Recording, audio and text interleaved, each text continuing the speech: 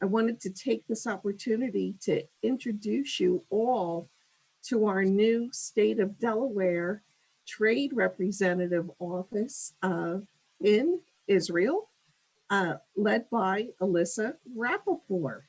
And I'm just couldn't be more delighted to have her as part of our Export Delaware family, and look forward to welcoming her. And I know all of you will welcome her as much as we have here.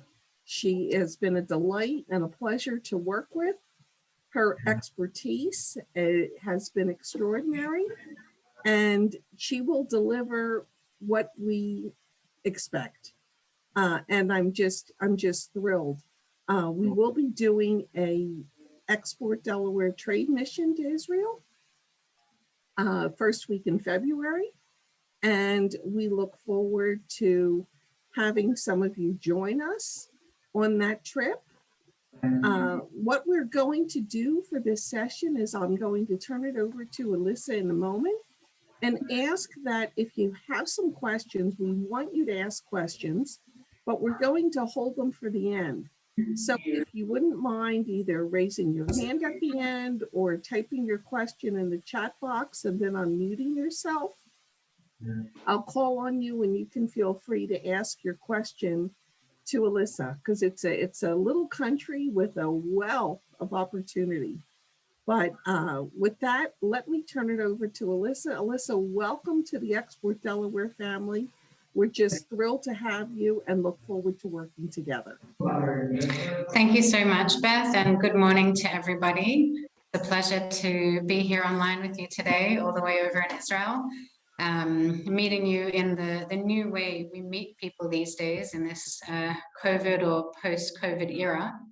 So I'm very excited to be here with you this morning and give you a overview and introduction into the Israeli business landscape and talk about some opportunities for companies like yourselves that are interested in exploring business opportunities in Israel. So I'll just quickly go through the agenda with you. Thank you for that kind introduction, Beth, and I'm really excited to be working with you and your team and to get to know your companies. So I'm going to just give you a quick macro overview, talk about some of the primary business drivers, then go a little bit more into detail about the economic relationship between the US and Israel. Then I'm going to address some of the key sector opportunities or export opportunities for companies out of the US, and then talk about business considerations and give you some tips on doing business in Israel. And then, as Beth mentioned, we'll have some time, hopefully, if I can get through all the material, for questions at the end. So do, make note of your questions as I go through the presentation. Feel free to write them in the chat box, and at the end, we will address them. So this is just to give you an idea of where things stand COVID-wise in Israel. Like the US and everywhere in the world, we've really been battling with COVID since March 2020 when Beth and I met in person. She was just telling me that she was on the second last flight out of the country. So it's really crazy to think back to that stage and where we've gone from there. So here's some of the numbers up on the screen that you can see. We were one of the first countries in the world to implement a very thorough vaccination program, and it was so successful due to the style and design of the Israeli healthcare system, which I'm going to address later in the presentation. But we very quickly managed to vaccinate the majority of the eligible age population, and we're now at a rate of about 62% fully vaccinated, and that's from age 12 and up, which compared to other countries is really quite high. Other countries may have higher vaccination rates, but it's just the adult population and not the children as young as age 12. We are now operating under a green pass system. So that means basically that anyone who is fully vaccinated and can show their digital vaccination certificate is allowed to enter freely into everywhere. But if you're not vaccinated, you are limited into certain venues such as events, conferences, exhibitions, theaters, cinemas, cultural things, museums, sporting events. So that's been a great incentive to encourage people to get vaccinated here in Israel. The borders have been closed and remain closed. And as of November 1st, they'll be opened again to foreigners, so long as the foreigners are fully vaccinated and that the vaccination happened within 6 months prior to entering Israel. So that's an important note for all of you that are interested in coming to Israel in February on the mission that Beth mentioned. You will need to be fully vaccinated within the previous 6 months. Okay, so a little bit about Israel just in general. We are a very small country with a strong impact. We have a population of 9.29 million. We have a relatively high GDP, so our per capita GDP is 43,000. So not as high as the US, but still very high, relatively speaking, in terms of other OECD countries. We have a good foreign currency debt rating. Our inflation rate has risen. It's at a 10-year high, actually. So, obviously post-COVID, but pre-COVID, we had very low inflation. Same as unemployment, no surprise there. COVID has had an impact on Israel's unemployment. Prior to COVID, we had a 3.5% unemployment rate, and we're now at 7.8%. And we did join the OECD back in May 2010. So a few more interesting facts about Israel. We're a very highly educated population, 49.9% with a tertiary education, which is well above the OECD average.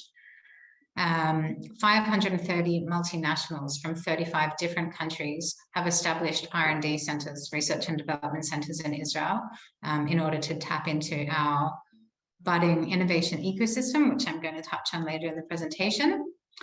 45% of Israel's exports are in high-tech goods and services. And again, the impact of that is well felt throughout the country. And again, I'll touch on that later. $414 in venture capital investment per capita. That's the highest number globally, even above the US at a per capita rate. And we have over 6,500 startup companies in Israel, which for a small population is very significant.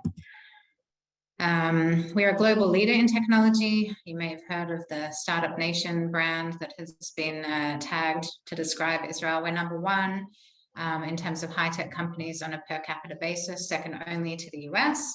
Number one in terms of percentage of scientists and engineers. Number one in investment inflow to startups, again on a per capita basis. We have a very high government spending in research and development. 4.9% of our GDP is invested by the government into research and development, again, well above that of the US. We've been ranked number 2 in terms of entrepreneurial culture.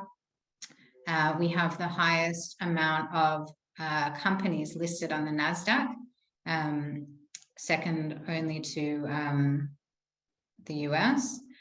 We have a ranking of number 2 in terms of VC funds, venture capital funds established here in Israel, and number 4 in terms of the well-educated population, according to the OECD statistics. So what is behind that? How did we become this startup nation? So here are a few of the key sort of elements that are said to have influenced and created the entrepreneurial culture that we have here in Israel.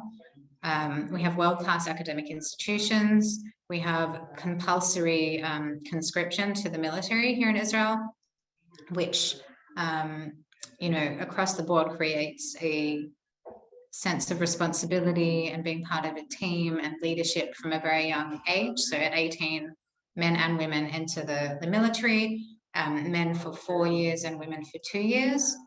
Another factor is that in the 90s, we had a huge influx of over 1 million former Soviet Union immigrants that immigrated to Israel. And So it was a brain drain from the former Soviet Union and again to Israel. And a lot of the scientists and engineers and doctors, that we have in Israel actually were formerly from the Soviet Union. So that had a huge impact on the country. When you visit here, you will become accustomed to something called chutzpah. It's a Yiddish derivative word that has now become part of the Hebrew language, and it describes a certain nature that Israelis tend to have, and that's a nice way of saying that Israelis are impatient and argumentative, but in terms of entrepreneurship, that definitely has its pluses. Another factor is that Israel has no natural resources.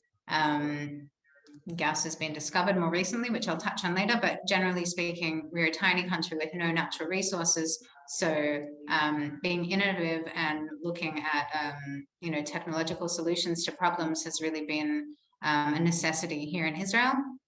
And the government has taken a very active role in ensuring that technology and development and innovation are possible.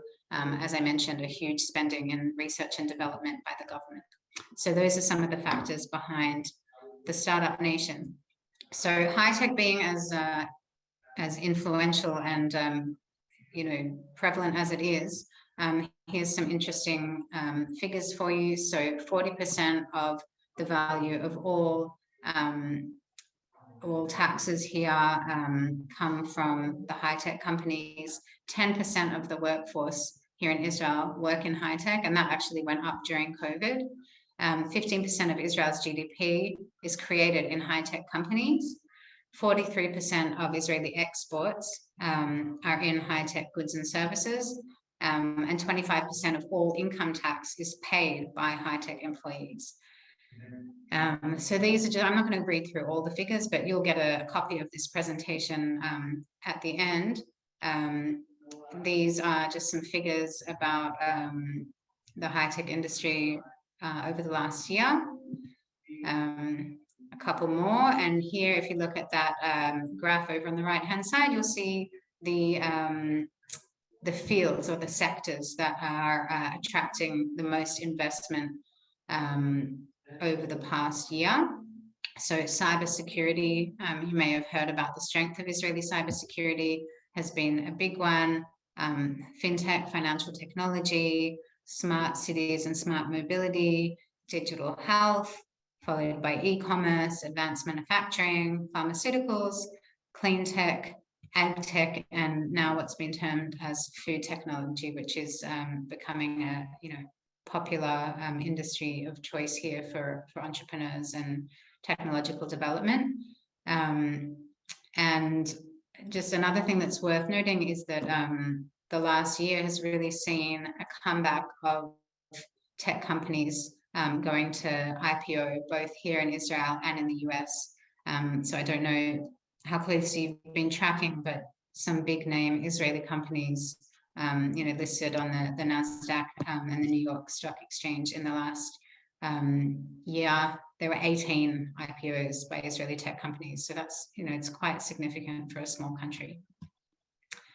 So I touched on this figure, and it's worth mentioning that we have R&D centers set up across the country from around the world.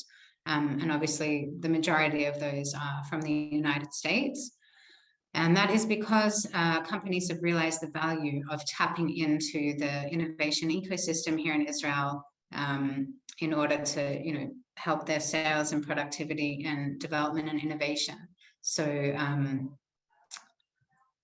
that's significant here in Israel. There are over 100 Israeli companies that have been acquired by these R&D centers, so by these, foreign multinationals. And they're a huge employer here in Israel as well. So, you've got every name you can think of. Microsoft, Facebook, Samsung, the other ones are listed here. You name it, they're here in Israel. So here are just some of the logos for you to see up on the screen.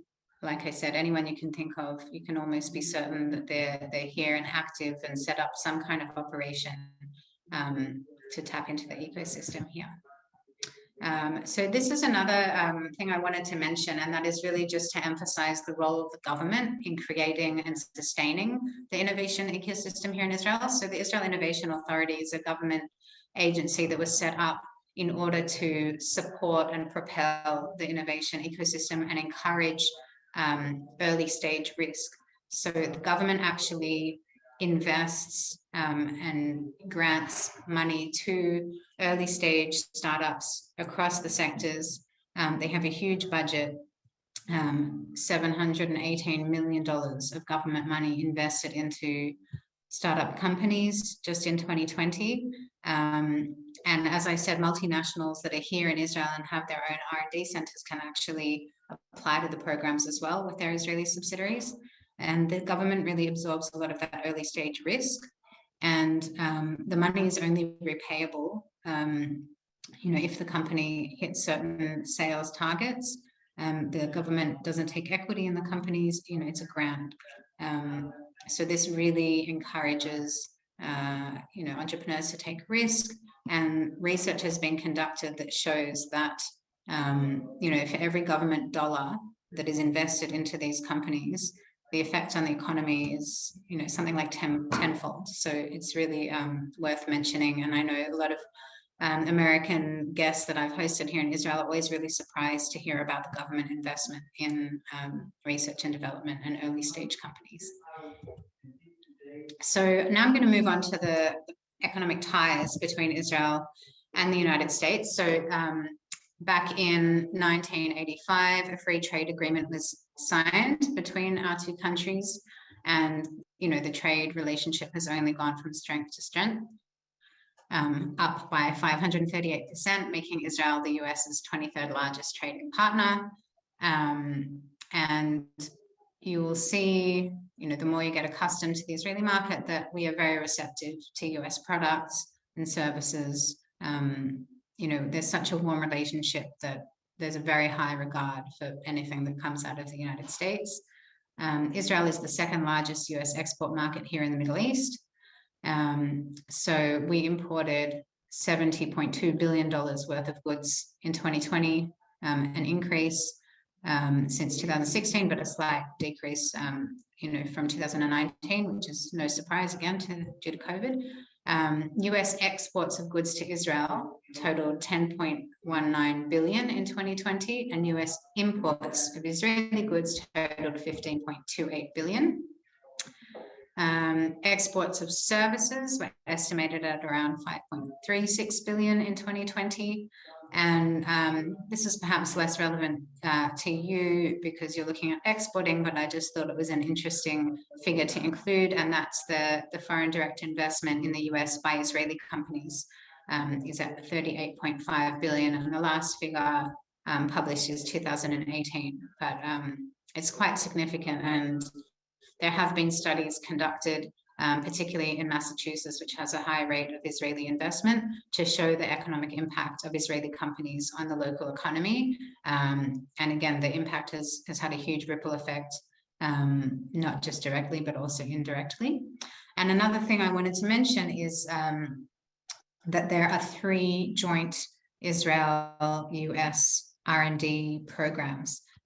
So, I mentioned the Innovation Authority, which funds local initiatives, but there are a number of programs that fund both here and in the United States joint research and development.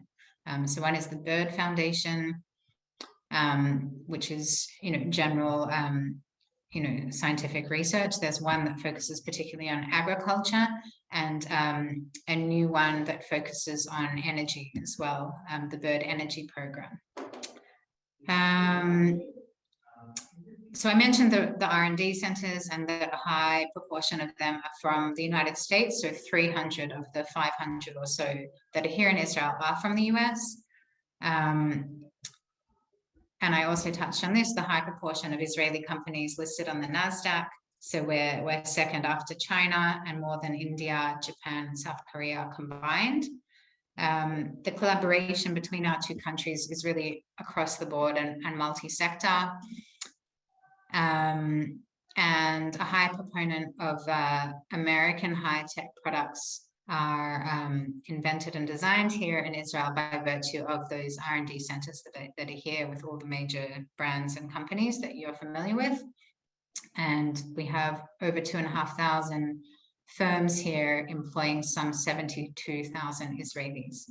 And of course, we have a very strong Chamber of Commerce here, both a US chamber and a US-Israel chamber.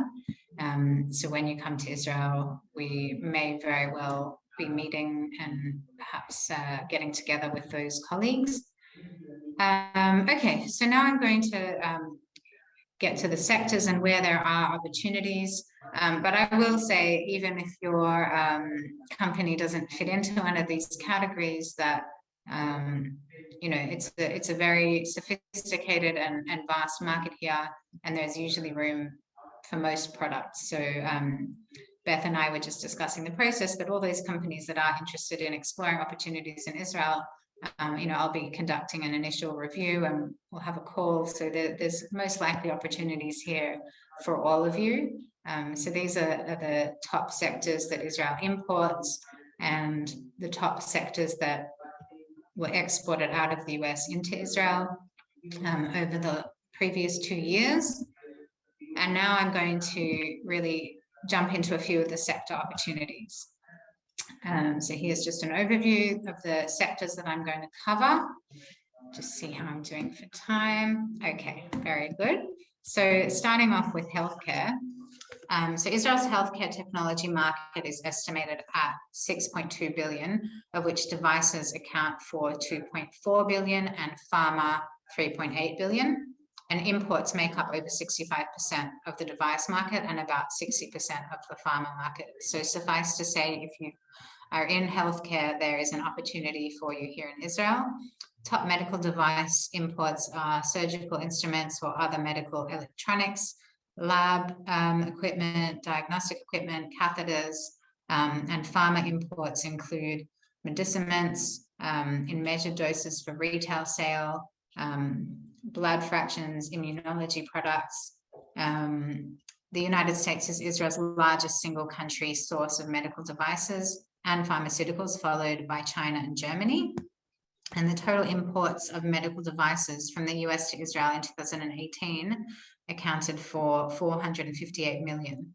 The total imports of pharmaceutical products in 2018 were $373 million. And a lot of US multinationals, which you may know, have production lines in Europe. And so the US market share is really larger when considering products that are produced or imported through Europe. So the impact is even larger. Just a little bit about our healthcare system, which I touched on earlier, which led to the success of our vaccination campaign. So we have a very well advanced, by international standards, healthcare system. We spend 7.5% of our GDP on public healthcare. So it's a very different system to what you're familiar with in the US, providing universal healthcare coverage to the entire population via 4 HMOs. And there's a wonderful network of hospitals and community clinics and specialized doctors here in Israel. It's a very modern system, and the market here is really open to adopting new technologies that are cost effective. Many doctors here in Israel receive training in the US and have wide professional networks and colleagues, across the US medical centers and systems. And Israeli healthcare policymakers have been focusing on promoting health and nutrition and lifestyle, preventative medicine, and screening. So Israel is a very sophisticated and mature market in general, and particularly when it comes to healthcare. And US suppliers face intense competition and should therefore be ready to compete and to support their local distribution through educational presentations, materials, advocacy, and so on. Major multinationals and larger companies have established direct sales and marketing offices actually here in country, and other exporters operate through local distribution. We have an excellent digital health tech base here in the country, but anybody that's in the space of digital health, e-health implementations, there's a lot of opportunity here. Also for further advancing drug monitoring and disease surveillance. Other best sales prospects include minimally invasive surgical instruments and technologies that are integrated with imaging capabilities, cardiology equipment, plastic surgery, smart implants, dental instruments. And I think I'll stop there because we need to move on to other sectors. So a little bit about professional and educational services. This is another area of huge opportunity. So exports of services to Israel were estimated at 6.1 billion in 2018. And today, attention in Israel is turned to secondary study and relevant accreditation, be it through degree, diploma, or certificates. And Israelis are always looking to broaden their horizons, both professionally and personally, and are investing in opportunities to study abroad. I touched on, the highly educated population here. We have the second highest number of GMAT takers per capita of any other country, and the seventh largest number of takers of any country worldwide, ahead of France and Germany. So, Israelis are well accustomed to US testing and standards. So there are a lot of prospects for educational institutions. Also legal services. So the 2020 ranking of international law firms with an Israel desk showed that there are over 110 law firms, including some of the largest firms from around the world that have a desk in Israel, an increase of 10% from 2019. And 60% of the international firms with an Israel desk are American. So again, there's a large potential for US law firms to be active here in Israel. Then, the next runner-up is of course, the UK, and then from other places around the world. And of the 110 firms, approximately 20 firms have a physical presence here in Israel. And over the past year, due to an increase in the amount of work coming out of Israel, additional international law firms have opened offices or representative teams here in Israel. And the research involved in this ranking showed an interesting trend in that the firms with the on-the-ground presence, so actually here in Israel, are at the top of the rankings in terms of, involvement in M&A deals. Also in the field of labor law, 3 of the top 5 firms are located in Israel and together held 50% of the cases. Also in litigation, the top 5 ranking firms located here again had 50% of the cases. So it's really worth, if you're interested in exploring the legal field here in Israel, that's you can have a huge market share by just being present. Okay, I'll move on to the next topic, which is energy. So here in Israel, the electricity infrastructure, the government approved a comprehensive restructure of the electricity sector, and it's being implemented over the next 8 years. And as part of this reform, the IEC's share in the electricity generation will be reduced from 60% to 40%, and they'll retain a monopoly in transmission and distribution segments, which require a significant upgrade, and it will work to develop a smart and modern grid that will improve the quality of electricity. And this really presents a significant opportunity for US manufacturers of relevant equipment, substations, switching stations, power lines, transformers, electronic meters, and more, as well as for US IPPs to purchase and operate power generation sites that are being sold by the Israeli electricity company. And also, I mentioned previously natural gas. So Israel plans to use its abundant gas resources to leverage the development of a gas-based auxiliary industrial sector. Coupled with recent reforms in the electricity market, this presents opportunities for IPPs to purchase and operate gas-based electricity generation plants. And in addition, the Ministry of Energy is issuing licenses for small-scale gas-based generation sites for industrial plants, which presents opportunities for US manufacturers of relevant gas turbines and engines. And lastly, the government in 2019 issued a request for information of onshore natural gas reservoirs and storage technologies, which may develop into a procurement opportunity for suppliers of relevant equipment and technology and services. And lastly, I mentioned already the bird energy program. So in 2019, a new bird program was introduced, particularly to fund joint research and development programs between US and Israeli companies in the field of energy. Moving along to electronic components. So Israel is always looking for innovative technologies and components to enhance product technical features, and developments in the Israeli telecom, defense, and homeland security markets have had a positive effect on the increased demand for these electronic components. So Israel offers opportunities for US exporters that are active in the components, RF microwaves, power amplifiers, semiconductors, and there are a large number of Israeli companies that represent US firms in this sector, and they're always looking to introduce new American products that are competitive price-wise and that offer good service. So the automotive and aftermarket parts, this is another area of opportunity. I understand you don't have a large or active automotive industry, but there might be some companies that have parts. So Israel also doesn't have a strong automotive industry, although I'm going to touch on smart mobility shortly. So US market share obviously remains flat.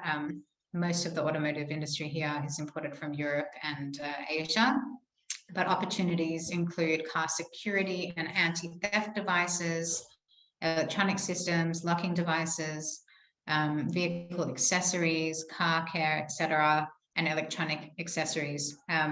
You basically don't get into a taxi here in Israel that doesn't have a TV screen in the rear of the front seat.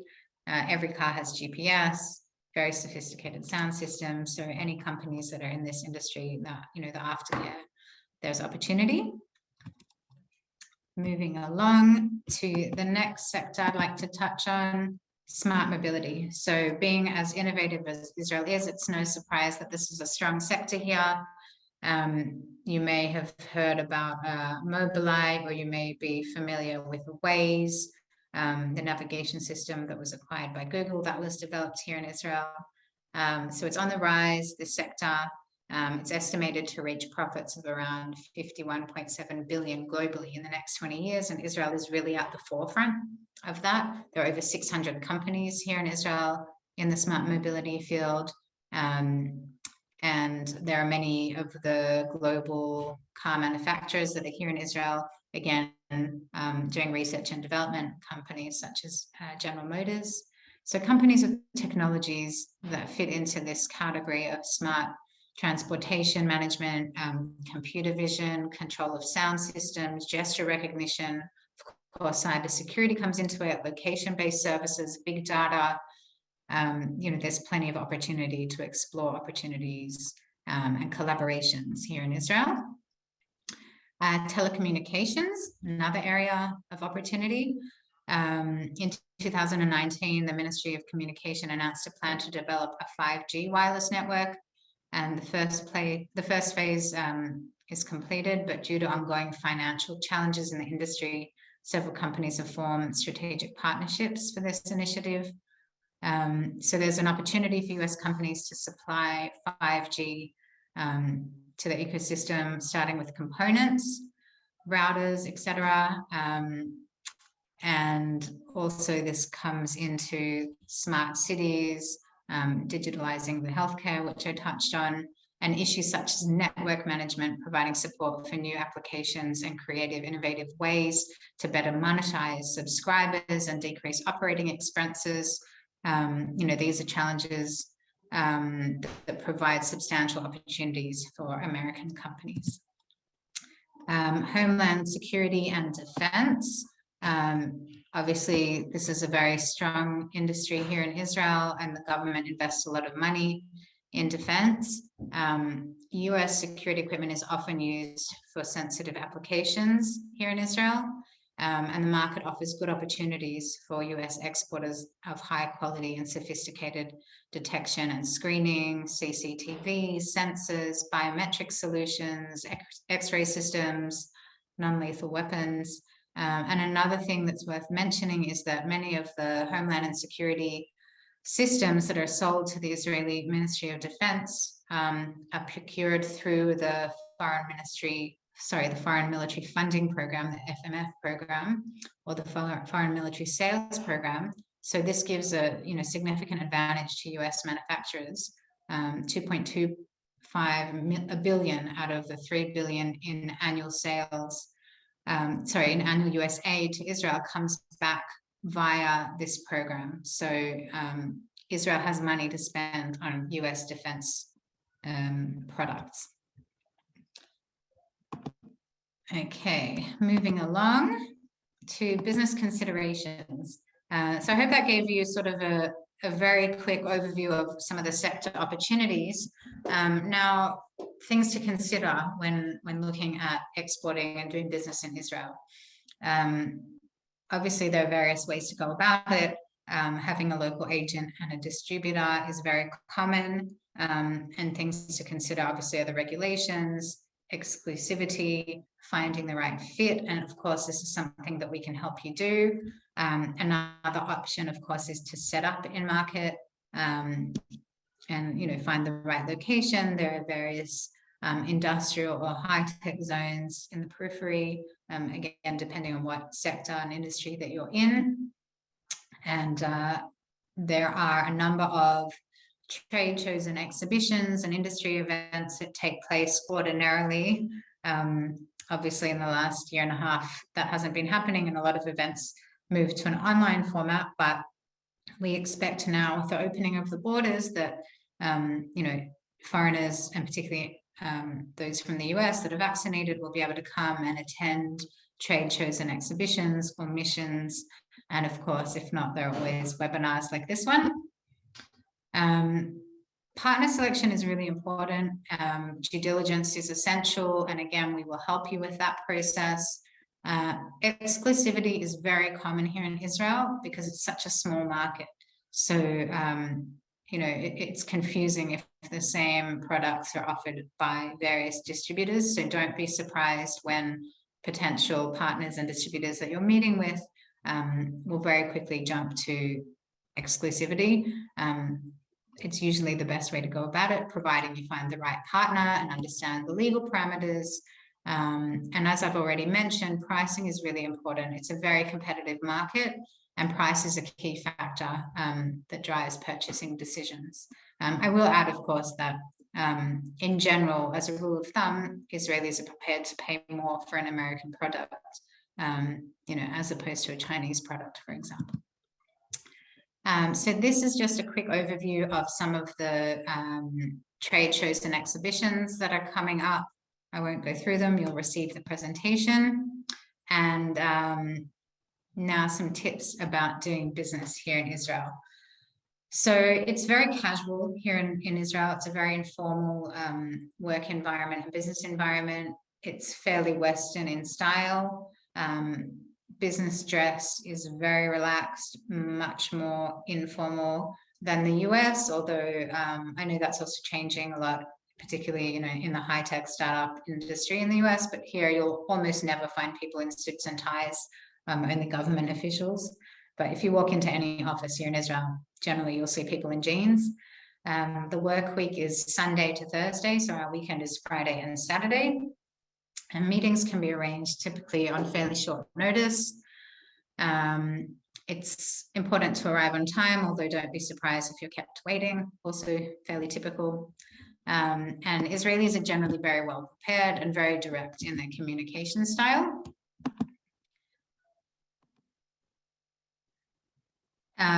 It's, like I said, it's recommended to become prepared to meetings, provide an agenda and sort of outline your goals before. We still use business cards here, although I'm always surprised by that there's not been a technology solution that's caught on to replace business cards, but it's still the mode here, so bring your business cards. English is widely spoken. Hebrew obviously is the national language. Arabic as well is the second national language, but almost everybody has a very high level of English. You know, it's taught from a young age in the school system here. Certainly in high tech, you know, all companies conduct things in English because they have foreign investors. It's very informal. People jump to first name basis very quickly. Be prepared to chat. So Israelis like to talk. They like to get to know each other. There's almost no topic that's not able to be discussed here, which again is a little different to American style. And, you know, definitely benefits you. You're never left guessing here in Israel. You can expect to be interrupted. Again, it's not considered rude here. Oops, sorry. Jumped ahead. It's probably a good time for me to open it up for questions though. So I apologize that I went so quickly through it. I just had so much I wanted to cover. So I can see that we have one comment in the chat box. I'm going to open that up and just read it out. Israel is currently our largest international market, even bigger than Canada, for professional services, legal and corporations. Yeah, that's not a surprise to me. As I mentioned, there's you know, a lot of opportunity for professional services, legal services here in Israel. So I would encourage, if you're not already conducting business, that you start exploring it if you're in the professional or legal services field. So Beth, do you want to see if anyone has questions, or is there anything that you wanted to ask? I know I covered a lot of information there, so. No, it was fantastic. It was very high level, and we do appreciate how detailed and comprehensive you were, Elysa, and you did touch on all the sectors for all the companies that were on the call. So thank you for that. We do have two questions here from Annie Sanger of CEPEX. Annie, your first one is, for the pharmaceutical customers, are they allowing outside visitors in person yet? Do you know, to come into to meet? So not yet, but as of November 1st, they will be. If you're fully vaccinated with 2 doses of any of the vaccines, and the last vaccine was within a 6-month window of when you would enter Israel, then you will be allowed to travel. So as of November 1st, yes.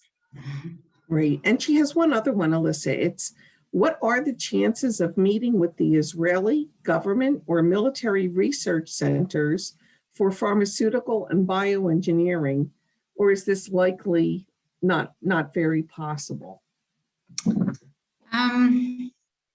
The short answer is I don't know, if I'm being honest, but I would be very happy to explore it for you.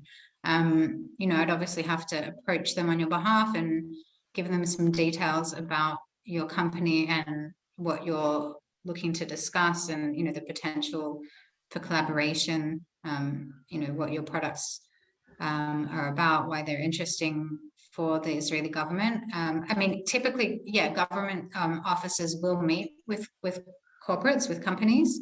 You know, I've certainly arranged plenty of B2G meetings, you know, over the years. So, you know, in theory, yes, but, you know, it would be on a company specific basis. So I wouldn't like to give you like an absolute answer, but it's certainly something that can be explored. Thank you. Our next question is from Dr. Zach G. of GS Tech. And Zach would like to know, what is major... Zach, would you unmute yourself? Emma, can you unmute Zach? I want to make sure I understand his question. What is the major high-tech sector? Is it pharmaceutical or IT software? So did you want to add anything further to your question, Zach, before I go ahead and answer? I'm just curious. You so many are high tech here. So what's a area?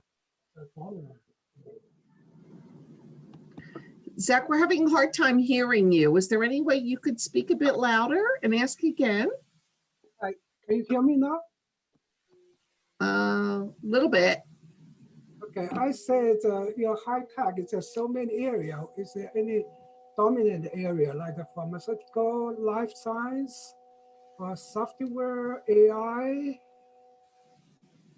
Yeah, these are all very strong sectors here in Israel. I mean, in general, IT has the largest market share, but the pharmaceutical and life science industry is also very strong here in Israel. So that there's certainly opportunity for, American life sciences or digital health pharmaceutical companies. I think the statistic was that 60% of medical devices are imported and 40% of pharmaceuticals are imported. So yes, those are very strong industries here in Israel. You touched on, I think, AI and big data, those those are words that are thrown around here all the time. There are so many companies that are working in this field, as there is, of course, in the US. And there's all Israeli companies in general are very open to meeting, to exploring, to discussing collaboration. So, if you're in any of those fields, it's certainly worth investigating opportunity here. Thank you. Thank you. Thank you. Thank you, Zach. Thank you, Elysa. Our next question, Emma, if you would unmute Stephanie Rosenberg.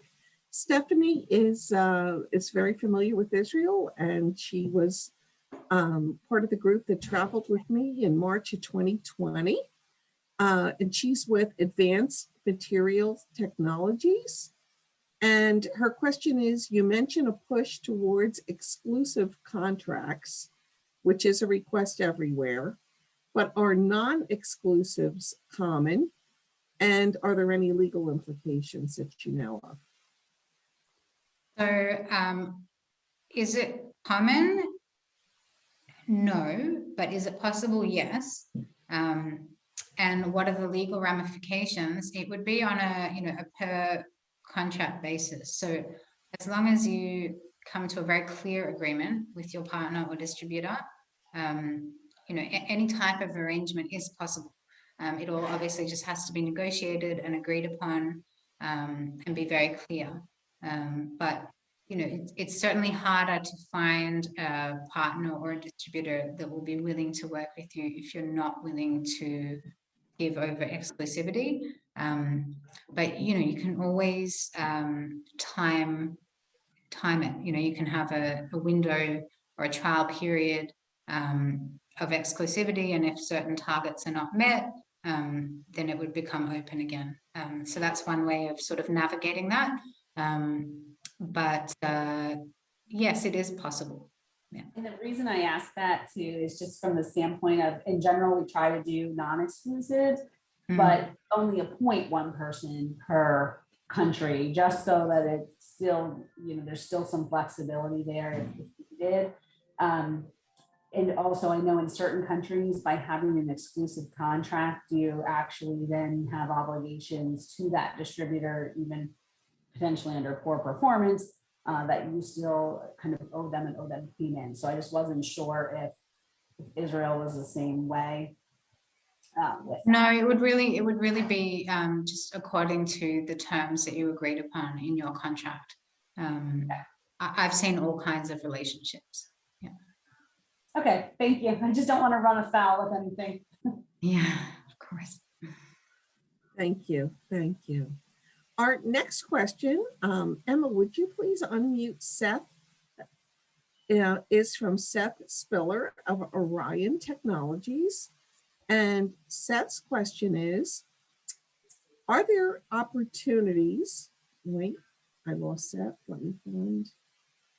Yes, are there opportunities to sell to military, law enforcement, fire, police, disaster relief, search and rescue, oil and gas, what we refer to as tactical industrial users? Yes, there are. Anything that is sold through the military actually goes through the Ministry of Defense here in Israel has a representative office based in New York. So actually any companies that want to sell directly to the Israeli military have to go through the Ministry of Defense and through the New York office initially, to sort of get into the system. But certainly, I mean, the Israeli military buys a lot of American defense-related products, disaster relief and management as well.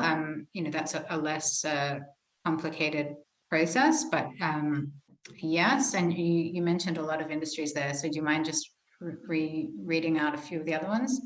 Yeah, so basically law enforcement, fire, police, disaster relief, search and rescue, oil and gas, energy. So we make a body-worn AI compute system, and so it's completely self-contained, body-worn. But from some of our experiences in other countries, it's very difficult to actually get to the right clients, right? Even if it's through a local VAR or something like that. But so you would be able to provide access to those types of markets? Yes, I mean, look, I have to say that when it comes to these kind of very sophisticated and particular products, Israel does develop a lot of its own in-house solutions. So, there's a lot of local competition for these type of products, but I believe that we would be able to get you in front of the right people, or at least, send your material to the right people in order to evaluate sort of initial interest, and be able to tell you, I think, fairly easily if there was local interest or if there was already a solution that's developed locally here. No, that would be great. Yeah, we make a small drone system that goes into a pocket. So I know that there's really nothing in Israel, actually nothing in the world that directly competes with it. Okay. But you've got to be able to have the contacts to get in the right doors. So yes, and you have absolutely. those. Well, if I don't, I know where to get them. Let's put it that way. That's perfect. Excellent. Thank you. Okay, you're welcome. Thank you. And we have a question from Ivana Evans. Emma, would you please unmute Ivana? Ivana is the CEO of Aqua Science. And her question is, are wastewater and drinking water facilities private or government owned? And how important is toxicity testing of water? Interesting question. So actually water recycling and reuse is a big field here in Israel. There are a number of companies in that field, a couple that you may know of, IDE Technologies, that's a big one. They're in the field of desalination and recycling and reuse. So that's a private company. So it's all been privatized. All the water treatment and so on is private now. So, and then you asked about water testing. I have come across Israeli companies that are doing that. How important is it? I don't know to answer that actually, but I know that there are companies here that do it. Yeah, I've been in touch with a couple of companies in the past, actually, that were trying to get into the US market that do water testing. But yeah, I mean, there would be a market here. It would be small, but yes. Sure. Well, because it really depends on the country or region. It's some countries have it regulated, and then some not really. So it's really up to the company if they want to do the testing, the toxicity testing. Right. So I'm not sure about the regulation here. I'd have to look into it for you. Yeah. Okay. Thank you. Thank you. And we have a question from Cole from Bada Environmental Technologies. And Cole's question is, have there been any guidelines set for indoor air quality due to the pandemic in healthcare, education, and commercial spaces? And how important is indoor air purification? That's a really interesting question. I don't believe there have been any guidelines, and I don't believe indoor air quality is tested. I know that, for example, it's a regulation here that every government building and every educational institution has to have a bomb-safe room, like a bomb shelter. And I know that that air quality is tested in those rooms, I think, by regulation.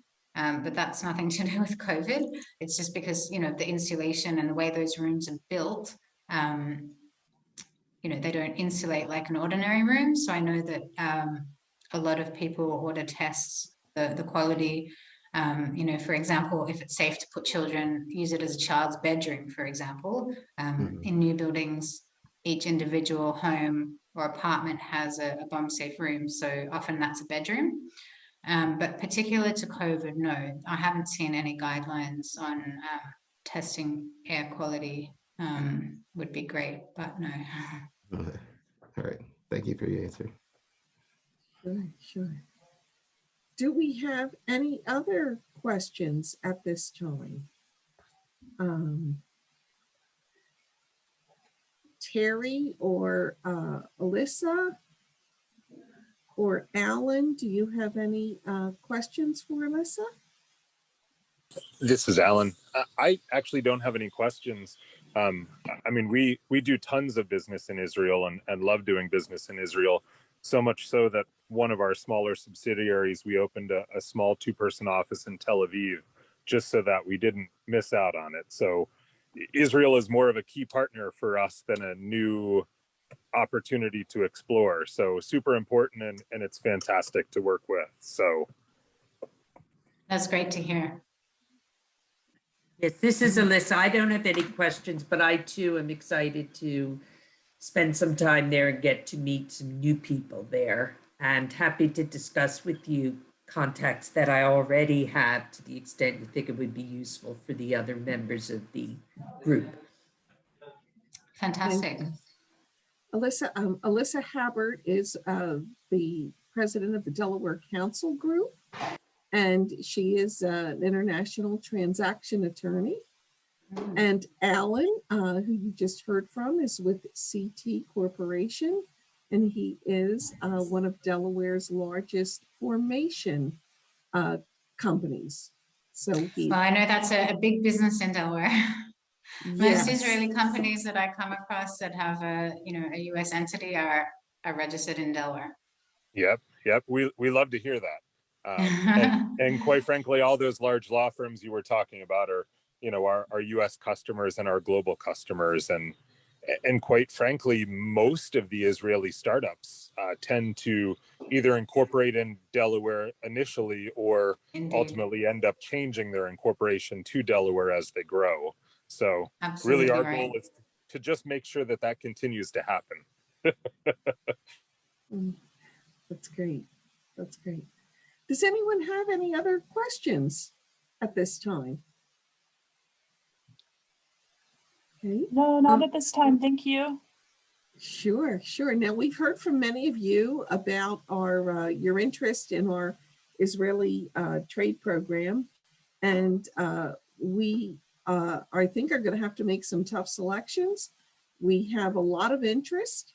If any of you are interested that haven't already reached out to me or Emma or Jim, if you would kindly reach out to us after the session, and we will send you the STEP grant paperwork application that'll take you about 15 minutes to complete, because we need that to begin. And then we'll be working with Elysa to set up an initial call for you. And then we'll be able to, Elysa will be able to determine who she feels she would like to accept on this mission. So again, we look forward to working with all of you, and I thank you for all of your time.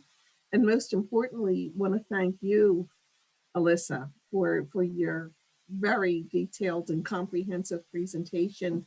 Emma will make sure you all get a copy. And we're really just delighted and couldn't be happier to welcome you, Elysa, to Export Delaware. And we look forward you to so hosting much. you in Delaware soon too.